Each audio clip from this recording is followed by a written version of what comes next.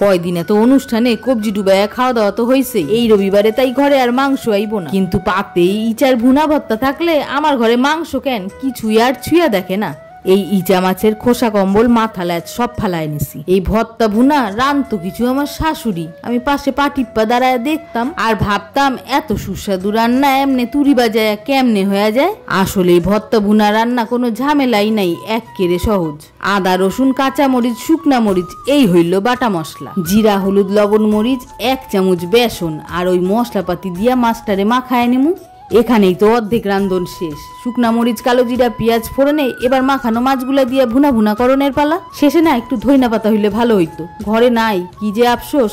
থাকলে তোমরা কিন্তু এড়াইও না, দিয়া দিও। ভুনা ভর্তা মানে গরম ভাত বা পোলাও, আর মাইয়ার আবদারে অল্প পোলাও বানাইছিলাম। কে কারে আর দেখে কও দেখি। সব খাবারে নাক সিটকানো মাইয়া এই ভর্তা যে আজ মন দিয়া খাইলো, দেখ খাও শান্তি।